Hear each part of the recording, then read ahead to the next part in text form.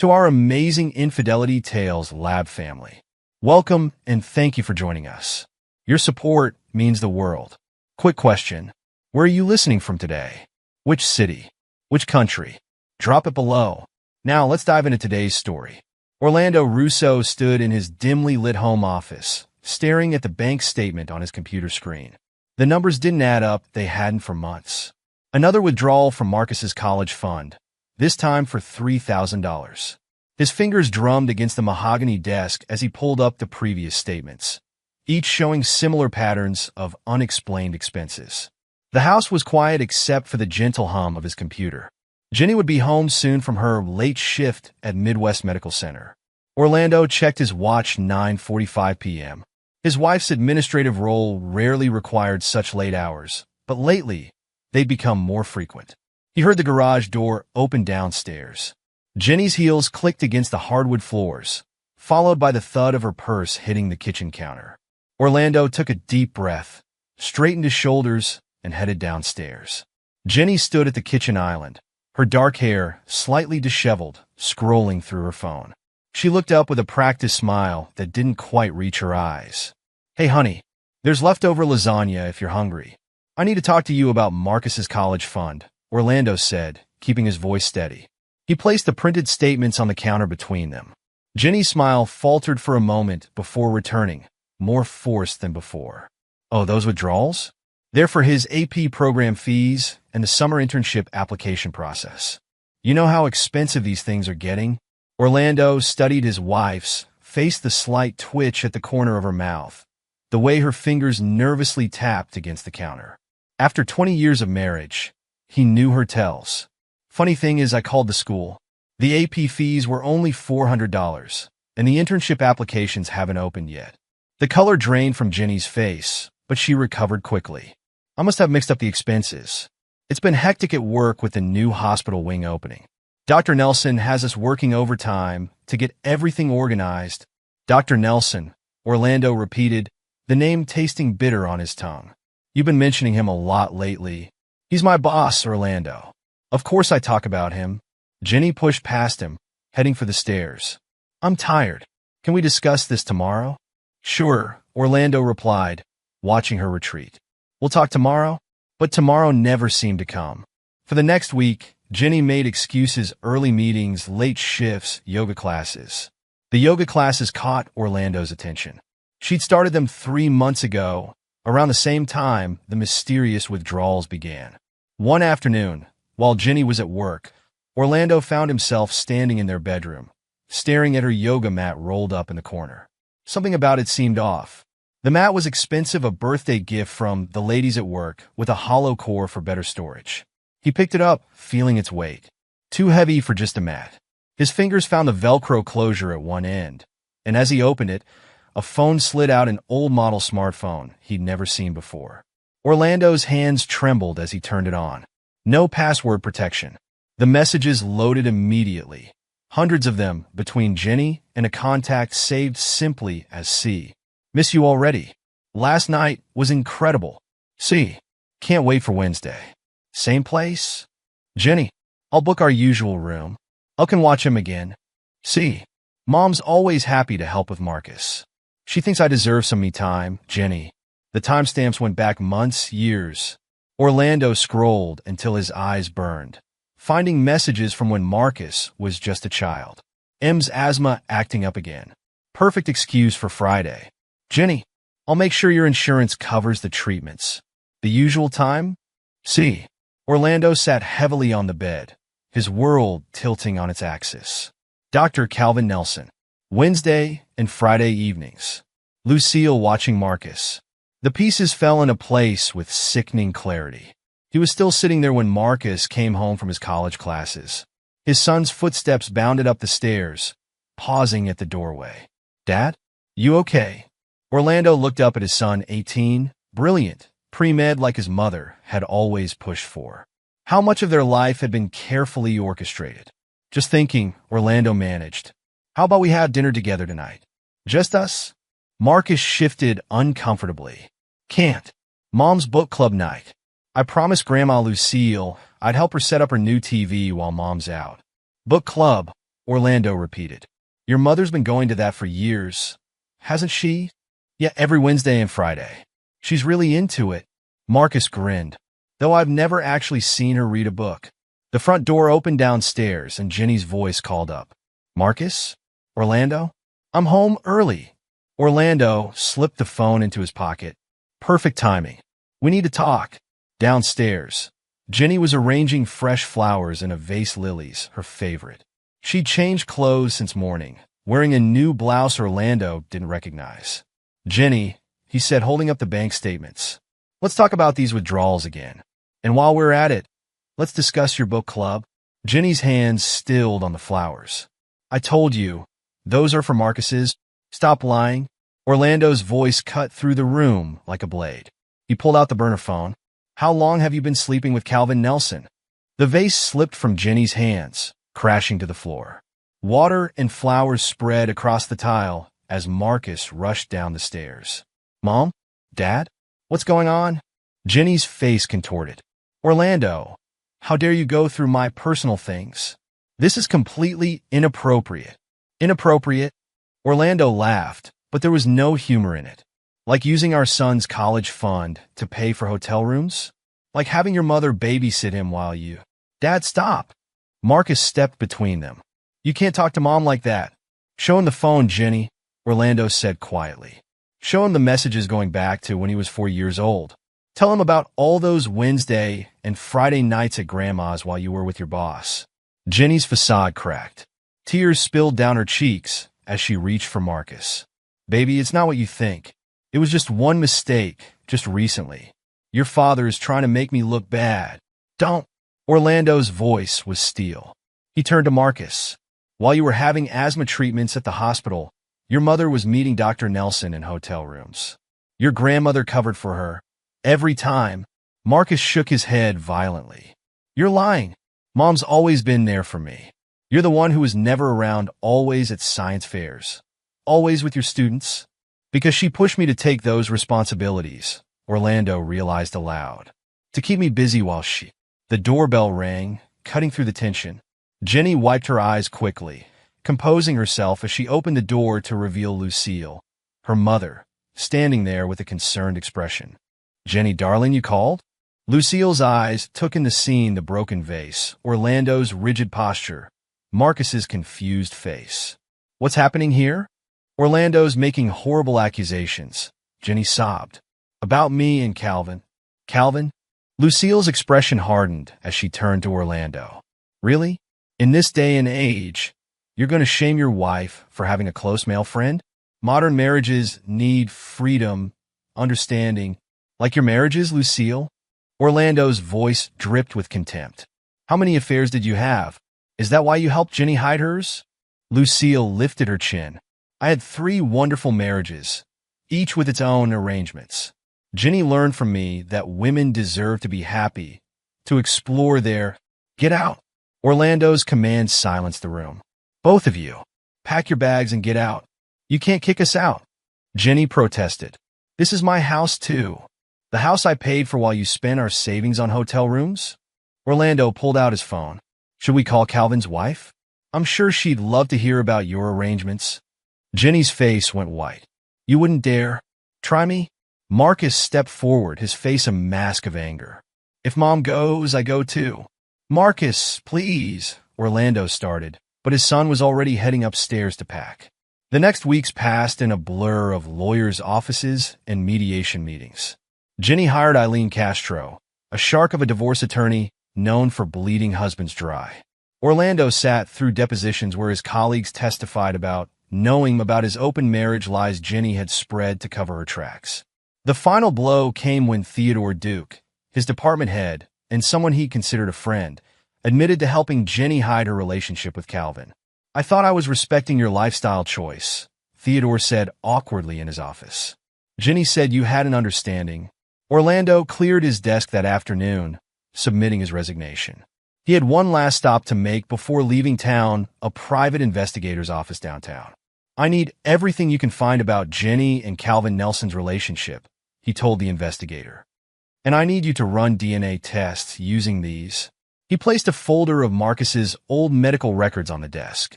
You sure you want to know? The investigator asked. Orlando nodded, his jaw set. Truth has a way of coming out eventually. I just need to be patient.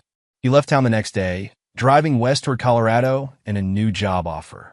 In his rearview mirror, the city shrank away along with 20 years of lies.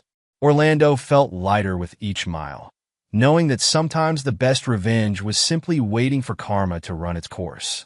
The late afternoon sun painted the highway gold as he drove, reminding him of all those science fairs he'd organized, all those students he'd helped achieve their dreams. He'd do it again, help more students build something new. And when the truth finally caught up with Jenny and Calvin, he'd be ready. His phone buzzed with a text from Faith Bruce, the school nurse and his one remaining ally in town. Marcus moved in with Jenny. They're saying horrible things about you. Stay strong. Time reveals all truths. Orlando smiled grimly and turned off his phone. He had research to do, tests to wait for, and a new life to build. Jenny could keep her lies for now. The truth would find her soon enough. The Rocky Mountains loomed against the Colorado sky as Orlando pulled into the parking lot of Summit STEM Academy. 2 years had passed since he'd left behind the wreckage of his marriage, and the crisp mountain air still felt like freedom every morning. Principal Sarah Chun waited in the doorway, her expression brightening as he approached. The lab equipment arrived, Dr. Russo. Your new advanced chemistry program can start next week. Orlando smiled, noting how she used his academic title, something his old school had rarely bothered with. Perfect timing. I have 3 promising students who could use the gas chromatograph for their scholarship applications. Inside his classroom, Orlando surveyed the gleaming lab stations. Each represented another step away from his past, another student he could help build a better future. His phone buzzed a text from Faith Bruce, his one remaining connection to his old life. Thought you should know, Marcus started pre-med this semester. Jenny's posting about it everywhere. She and Calvin got married last month. Small ceremony. Orlando's jaw tightened, but he kept scrolling through the messages. Calvin's practically gloating at the hospital, Faith continued. Acting like Marcus was always his son. Makes me sick. Thanks for keeping me informed. Orlando typed back. How are you holding up there? Barely tolerating it. Jenny's insufferable since the wedding. Strutting around like she's hospital royalty now that she's Mrs. Dr. Nelson. Some of us remember the truth. Orlando set the phone aside and turned to his lesson plans. He had 28 students from disadvantaged backgrounds counting on him for their college recommendations. Their futures mattered more than Jenny's social climbing. Later that afternoon, as he was calibrating the new equipment, his office phone rang. It was James Martinez from the testing lab. Dr. Russo, those DNA samples you submitted? We have the results. Orlando's hand stilled on the dial. Go ahead. Paternity exclusion confirmed. The probability of paternity is 0%. Would you like us to run additional markers? No need. This confirms what I already knew. Orlando's voice remained steady. Please send the full report to my lawyer. After hanging up, Orlando opened his desk drawer and pulled out a thick folder labeled Marcus, Medical Records. Inside, he added the DNA results to 14 years of carefully documented hospital visits, credit card statements, and hotel receipts. The truth would keep for now. Months turned into years. Orlando's chemistry program gained national attention for its success rate with underprivileged students. Every scholarship acceptance letter felt like a personal victory, proof that good could come from even the darkest betrayals. Faith's updates became a regular part of his life, each one reinforcing his decision to wait patiently for the truth to emerge naturally. Marcus is top of his class in medical school, she texted one spring morning. Jenny never misses a chance to mention he's following in Calvin's footsteps. The irony would be funny if it wasn't so cruel. Orlando was preparing his response when another message appeared. Oh, and he's engaged to a genetic counselor named April Cardenas. They met at the hospital. The phone nearly slipped from Orlando's hand.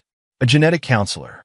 He caught his reflection in the classroom window and saw himself smile, the same smile he'd worn when setting up complex chemistry experiments, knowing exactly how each reaction would play out. Nature has a way of revealing truth, he texted back, even when we think we've buried it. The next few months brought more updates. Marcus and April were planning genetic screening before starting a family standard procedure for medical professionals, Faith reported. Orlando marked the date in his calendar and waited. One Tuesday morning, as Orlando supervised a particularly complex titration experiment, his phone lit up with an unfamiliar number. The area code was from back home. Dad? Orlando's hand tightened on the phone. 9 years of silence. And now this single word carried the weight of everything left unsaid. Marcus? He kept his voice neutral. This is unexpected. I've been following your work. The chemistry program you developed, the scholarships. It's incredible. Thank you. Orlando watched his students carefully measuring solutions, their futures expanding with each precise calculation. What can I do for you? April and I are having a baby. A boy. Marcus paused. We'd like to name him after you. The silence stretched between them, heavy with unspoken truths. That's quite a change from our last conversation, Orlando said finally. I know. I was wrong about so many things. Mom made one mistake, and I couldn't understand why you couldn't forgive her. But now that I'm older, starting my own family, Orlando closed his eyes. One mistake. Jenny's lies still held firm, even after all these years. Where are you now? Marcus asked. Denver. Teaching at Summit STEM Academy. Can we meet? There's a cafe near the hospital where April works. I've been meaning to talk to you, to try to understand what happened. Orlando thought of the folder in his desk, waiting for exactly this moment. Text me the address. I'll be there. The next weekend, Orlando sat in the modern safe Marcus had chosen, watching his son approach through the window. Marcus looked more like Calvin than ever, the same confident stride, the same set to his jaw. Nature revealing truth, one genetic marker at a time. Marcus slid into the seat across from him, older and more polished than Orlando remembered. A doctor's white coat was draped over his arm, and a hospital ID badge read Dr. Marcus Russo Nelson. You look well, Marcus offered. Your students are lucky to have you. Thank you. Orlando studied his son's face. How's your mother? Happy. She and Calvin just celebrated their 7th anniversary. She always says leaving was the hardest thing she ever did, but she couldn't live with your inability to forgive one mistake. Stop. Orlando's voice cut through the calf chatter. Before you continue repeating your mother's version of events, there's something you need to know. He reached for his briefcase, but Marcus held up a hand. Actually, Dad, there's something I need to tell you first. He pulled out a medical file. April and I did genetic screening before trying for the baby. Standard procedure in our field. But something came up, blood type inconsistencies that don't make sense given you and Mom's profiles. Orlando sat back, watching the truth begin its slow unveiling. I ran the test 3 times, Marcus continued, his professional demeanor cracking. The markers, they don't align with what they should be. Statistically, it's impossible for you to be your biological father? Orlando finished. No, it's not impossible. It's exactly what your mother and Calvin planned. The color drained from Marcus's face. What are you saying? I think you already know. You're a doctor now. The evidence is in your own DNA. The calf seemed to fade away around them as decades of lies began to crumble. Orlando watched his son, not biologically his, but as in every other way that mattered, grapple with the truth he'd already suspected. All those Wednesday and Friday nights at Grandma's, Marcus whispered. My childhood asthma treatments. Convenient times when Calvin's wife had hospital board meetings. Orlando's voice was gentle but firm. Your mother and Calvin's affair started long before you were born. Lucille didn't just cover for them, she helped plan it. Marcus gripped the edge of the table, his knuckles white. How long have you known? I had my suspicions when I found the burner phone. The DNA test just confirmed what the messages suggested. Orlando paused. I wanted you to discover the truth yourself. You're a scientist, you understand the value of coming to your own conclusions. Why didn't you tell me when you found out? Why let me believe? Would you have believed me then? Over your mother's tears and Calvin's professional reputation? Orlando shook his head. Sometimes the truth needs time to ripen. They sat in silence, the weight of revelation settling between them.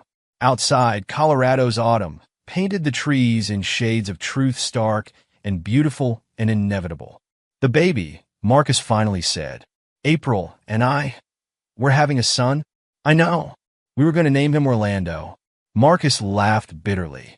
To make amends for how I treated you. But you knew. You knew everything, and you still considered you my son? Still kept track of your achievements? Still waited for you to learn the truth on your own terms? Orlando nodded. Some bonds transcend biology, Marcus, just as some betrayals go deeper than a single affair. Marcus stared at his own hands, a doctor's hands, like Calvin's. I built my whole identity around their lies. My career choice, my relationships, even my understanding of what family means. Now you get to decide what to build on the truth. The calf had nearly emptied around them as the afternoon stretched on. Marcus looked up, his eyes showing the same determination Orlando remembered from science fair projects and late-night study sessions. I need to see the evidence, he said. All of it? Orlando nodded, finally opening his briefcase. We should go somewhere private. This isn't a conversation for public spaces. They relocated to April's office at the genetics clinic, its sterile walls a fitting backdrop for the clinical dissection of a family's lies. Orlando laid out the documents one by one: DNA results, birth records, hotel receipts, messages spanning decades of deception. April joined them, her professional expertise adding weight to each piece of evidence. Her hands shook as she reviewed the genetic markers, but her voice remained steady as she confirmed what Orlando had known for years. The patterns are conclusive, she said, holding Marcus's hand. The probability of paternity goes beyond exclusion. It clearly indicates Dr. Nelson as the biological father. Marcus stared at the burner phone messages Orlando had preserved. They discussed me like I was part of their cover story. My illnesses, my college choice, everything. Your mother and Calvin played a long game, Orlando said. They used my dedication to teaching, my trust in your grandmother, even my pride in your medical ambitions against me. And now, they're celebrated at the hospital, Marcus spat. Pillars of the medical community. The perfect power couple. Orlando watched his son's anger build, so similar to his own from years ago. But where Orlando had channeled his rage into patience, into building something new, Marcus would have to find his own path through the betrayal. What happens now? April asked, her hand protectively over her stomach. Marcus stood, gathering the evidence with shaking hands. Now we take this home and decide how to proceed. The truth doesn't just affect us anymore. Orlando nodded, understanding flowing between them. Whatever you decide, know that my door is always open. Blood doesn't make a father, Marcus. Love does. And time reveals all truths. As they parted outside the clinic, Marcus hugged Orlando for the first time in 9 years. I'm sorry, he whispered, for believing them, for letting them turn me against you. You were a child caught in their web, Orlando replied. The question is, what will you do now that you're free of it? Marcus straightened, doctor and son and future father all at once. First, I need to talk to April. Then we make them face what they've done. All of them, Mom, Calvin, Grandma Lucille. No more lies. Orlando watched them drive away, knowing the next act of their story was about to unfold. He had played the long game, waited for truth to emerge on its own terms. Now it was Marcus's turn to decide how justice would be served. Back at Summit STEM Academy, Orlando returned to his classroom. Tomorrow, he would help another group of students unlock the mysteries of molecular bonds and chemical reactions. But today, he allowed himself a moment to appreciate how the elements of truth, like the elements on his classroom's periodic table, always found their natural order. His phone buzzed with a text from Faith. Heard Marcus was in town. Everything okay? Orlando smiled, typing back, better than okay. The truth is finally having its day. He looked out at the mountains, their ancient peaks testament to time's power to reveal what lies buried. The next phase would belong to Marcus, but Orlando had done what he set out to do. He had waited, watched, and let the truth emerge in its own perfect timing. The morning after their CAF meeting, Marcus sat in April's genetics lab, staring at the DNA results Orlando had preserved for 9 years. Each page told a story of calculated deception, with timestamps and medical records forming an irrefutable timeline of betrayal. The markers are conclusive, April said, her professional demeanor cracking as she reviewed the evidence. The paternity exclusion is absolute, and these blood type patterns, they match perfectly with what we found in our screening. Marcus traced the dates on the hotel receipts. Every Wednesday and Friday. Like clockwork, his finger stopped on a particular date. This was my 10th birthday. Mom said she had to work late, but she was actually... Marcus. April's voice was gentle but firm. There's more. She pointed to the burner phone messages Orlando had meticulously documented. Messages that went beyond mere affair logistics to reveal a carefully orchestrated plan spanning decades. Need to make sure M's medical records show the asthma flare-ups for our Wednesday meetings. Jenny? L will cover the story with O, as usual. Board meetings make perfect cover. Calvin, make sure you push O toward that science fair coordinator position. Keeps him busy on our nights. Jenny, they planned everything, Marcus whispered. My whole childhood was structured around their affair. April pulled out Marcus's birth certificate, laying it beside Calvin's medical records. The blood type inconsistencies we found, they weren't mistakes. They're proof.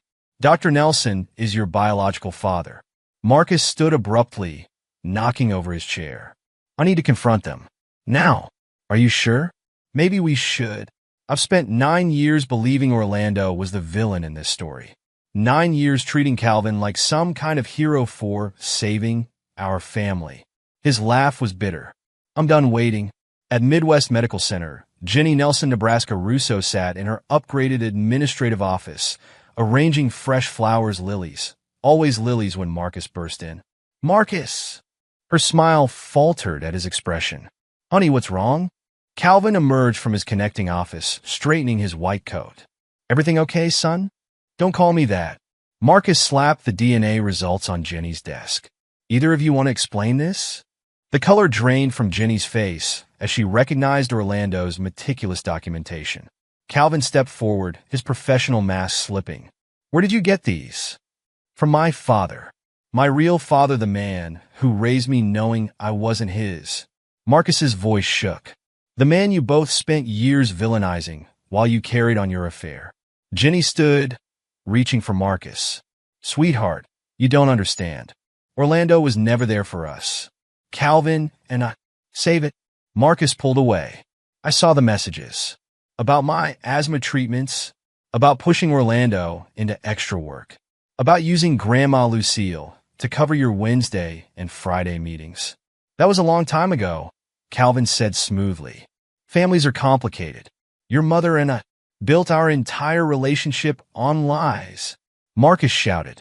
Use my childhood illnesses as cover for your affair. Turn me against the man who raised me knowing the truth.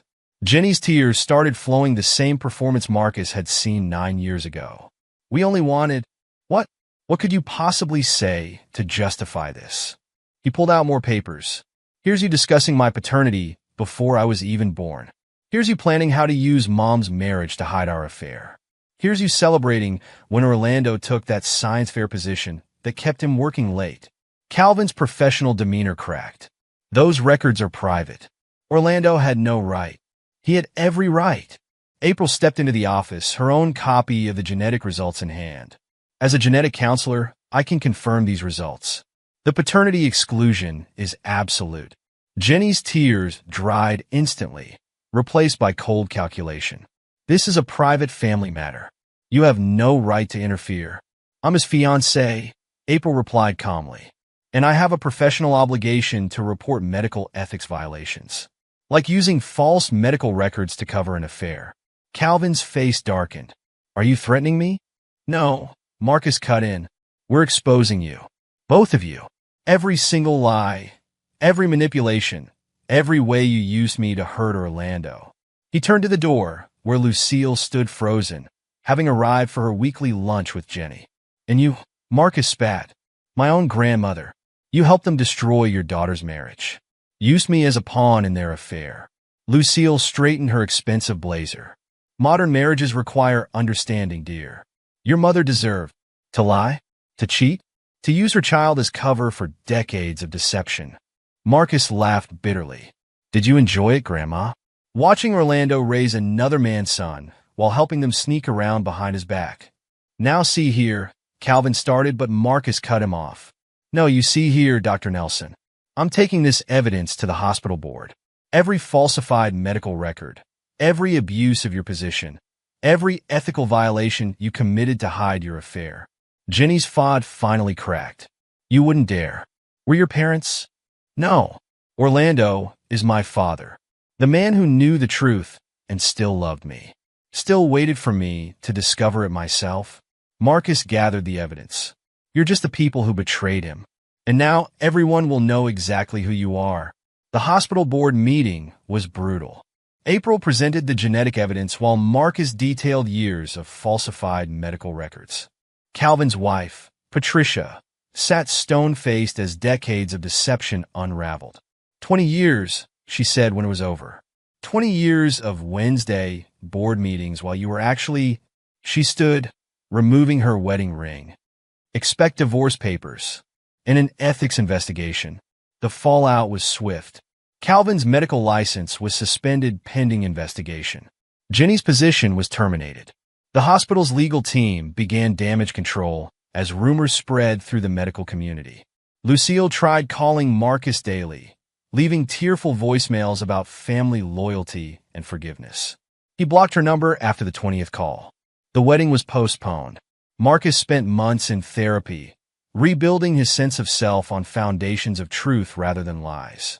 April stood by him, her own sense of justice strengthened by their ordeal. One spring morning, Marcus and April drove to Denver. Orlando's chemistry program had just received national recognition, and his classroom was filled with students eager to learn from the man who'd taught them that truth, like any chemical reaction, simply needed time and the right conditions to emerge. Dad? Marcus called from the doorway. Students looked up curiously at the formal-looking couple. Orlando smiled. Class dismissed early today. Remember to review Chapter 7 for tomorrow. As the students filed out, Marcus stepped forward. April, and I have news. We're having a boy. Orlando nodded, remembering their calf conversation about names. And we're naming him Oliver, April said softly. After your father. Orlando's expression softened. Dad would have liked that. He always said character shows and how we handle hard truths. Marcus swallowed hard. I'm sorry it took me so long to see the truth. To understand what real fatherhood looks like. You needed to discover it yourself, Orlando replied. Just like my students need to understand chemical reactions through their own experiments. He led them to his desk, where a small chemistry set sat ready. Speaking of experiments, want to show your future son's parents some basic reactions? Every good doctor should understand chemistry. As Orlando demonstrated simple experiments, his hands steady and sure, Marcus watched the man who'd chosen to be his father despite everything, who'd waited patiently for truth to emerge instead of forcing it. Months later, Oliver was born. The birth announcement carefully omitted the Nelson name, listing him simply as Oliver Russo Cardenas. Jenny tried sending gifts, which Marcus returned unopened. Calvin's attempts at contact were met with legal warnings. The story spread through medical circles, destroying Jenny and Calvin's carefully crafted reputations. Lucille found herself isolated, her social circle dissolving as the truth about her role emerged. Her attempts at reconciliation were met with silence. 1 year later, Marcus established the Truth Project, a foundation helping children of divorce navigate family deception. Orlando's chemistry program received another national award, his student success rates making headlines. In his bright Colorado classroom, Orlando taught his grandson simple chemistry experiments, watching truth and justice form perfect compounds across generations. The betrayal that had shaped their lives had finally transformed into something pure, a legacy of honesty, patience, and the unshakable bonds between a father and the son who chose him back. Epilogue, 5 years later. The prestigious Journal of Medical Ethics published its annual feature on significant cases of professional misconduct. On page 6, under notable cases of long-term impact, the Nelson Russo case still commanded attention. The Nelson Russo case remains a landmark example of how personal misconduct can destroy decades of medical reputation. Former Chief of Medicine Dr. Calvin Nelson's systematic abuse of his position to falsify medical records, combined with Administrative Coordinator Jenny Nelson's complicity, led to the most significant ethics scandal in Midwest Medical Center's history.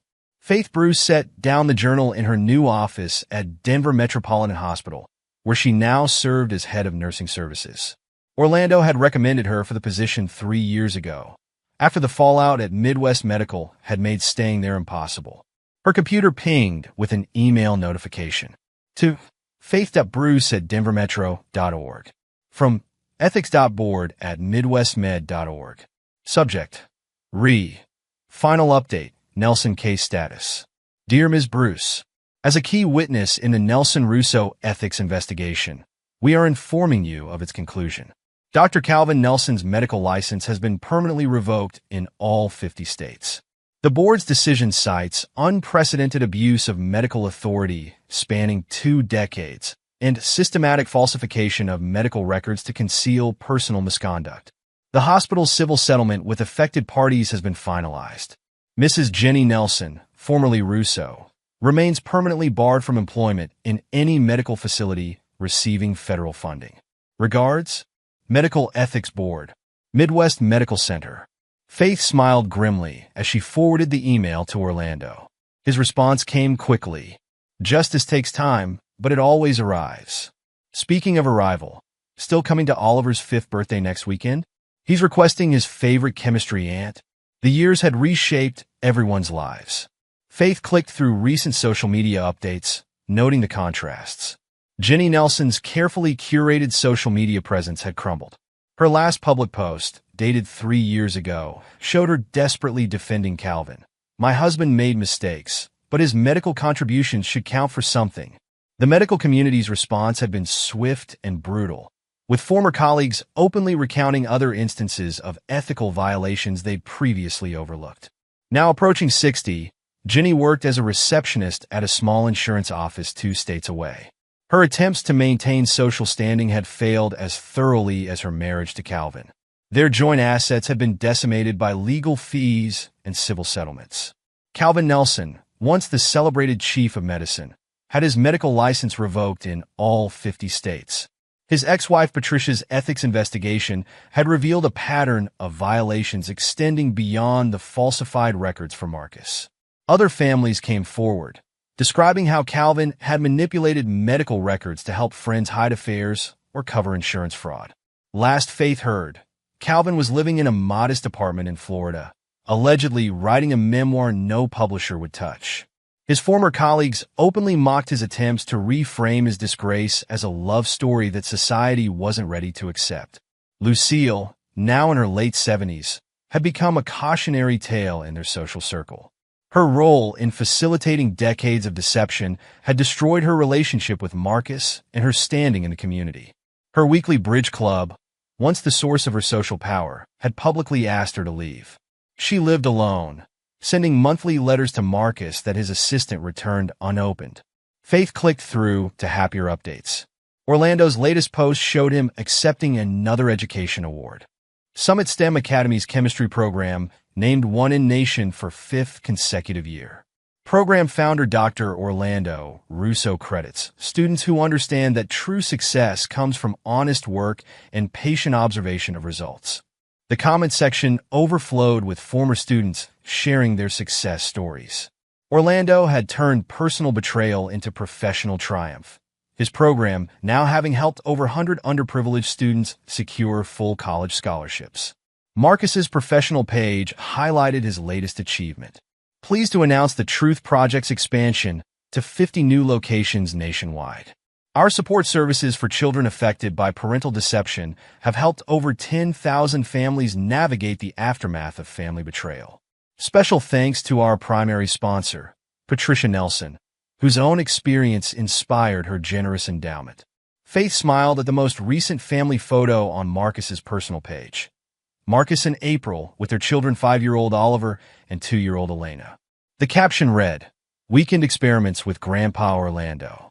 Elena insists on wearing his old safety goggles. The comments showed how thoroughly the truth had reshaped family dynamics. Jenny Nelson, Oliver looks so grown up. I'd love to send him a birth. Comment hidden by user. Calvin Nelson. Marcus, we should talk about your mother's health. She's not. User blocked. Lucille Waters. Beautiful grandchildren. I have some family photos too. Comment hidden by user. April's reply to a friend's comment revealed more. Yes. Oliver's already showing Orlando's love for chemistry. Elena too. It's beautiful watching them bond with their grandpa. Blood doesn't make family, love and truth do. Faith's phone buzzed with a text from Orlando. Meeting with College Scholarship Committee.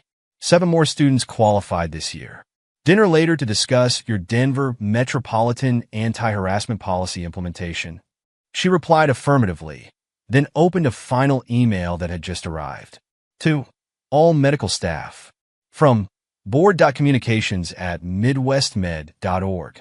Subject: Case Study Addition to Ethics Training. The Nelson Russo case study has been added to mandatory ethics training for all medical staff nationwide. This edition emphasizes how personal misconduct can impact patient care and institutional integrity. Key points include Dr. Nelson's systematic abuse of medical records, 1995 to 2019. Administrative complicity in covering ethical violations. Long-term impact on patient trust. Importance of early reporting of suspected violations.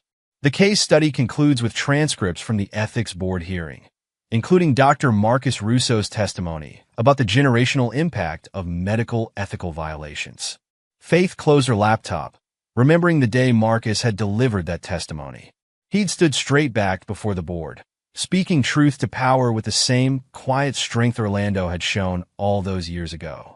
The Truth Project's latest quarterly report sat on her desk, its impact statistics telling their own story. 10,000 plus families supported. 50 locations nationwide. 95% success rate in therapy completion. 85% improvement in parent-child relationships. $50 million in legal aid secured for affected families. The final page featured a quote from Marcus. Truth doesn't destroy families. Lies do. Our mission is helping people rebuild on foundations of honesty. Faith's office phone rang the hospital CEO wanting to discuss implementing elements of Marcus's program in their family counseling department. As she picked up the receiver, her computer showed one final email notification. To faith.bruce@denvermetro.org. From jnelson@coreinsurance.com. Subject: Please read about Marcus. She deleted it without opening. Jenny had lost the right to maternal concern years ago. Later that evening, Faith joined Orlando, Marcus, April, and the children for dinner. Oliver wore his junior chemistry set apron, proudly showing off the non-toxic experiments Orlando had taught him. Elena toddled after her brother, safety goggles slipping down her nose. The ethics board made their final ruling, Faith mentioned as they sat down. Orlando nodded, helping Elena with her napkin. I saw. Jenny's been calling the school again. She called the foundation too, Marcus added. Wanted to contribute her perspective to our parent reconciliation program. April squeezed her husband's hand. The restraining order's still active if you need it. No need. Marcus watched his children playing with the man who'd chosen to be their grandfather. Some people never understand that respect and trust have to be earned. Right, Dad? Orlando smiled, showing Oliver how to properly measure ingredients for their after-dinner science experiment. Right? Just like chemical reactions, relationships need the right elements to work. Truth, patience, love, and time, Faith added, raising her glass. Time reveals all truths. They toasted to that, while across town, Jenny Nelson sorted insurance papers in her rented office. Calvin Nelson stared at his rejected manuscript in his Florida apartment, and Lucille Waters sat alone in her house, full of unopened letters to a grandson who would never read them. The truth had taken time to emerge, but its reactions, once started, had transformed everything it touched. In Orlando's classroom at Summit STEM Academy, a poster still hung above his desk. Every reaction reaches equilibrium in its own time. Below it, decades of student success stories proved that patience and truth would always yield the right results. And there you have it. Another story comes to an end. What did you think? I'd love to hear your thoughts in the comments below. If you enjoy this story, consider joining our community by subscribing, It means the world to us. For more stories like this one, check out the recommended videos on screen. And I'll see you there.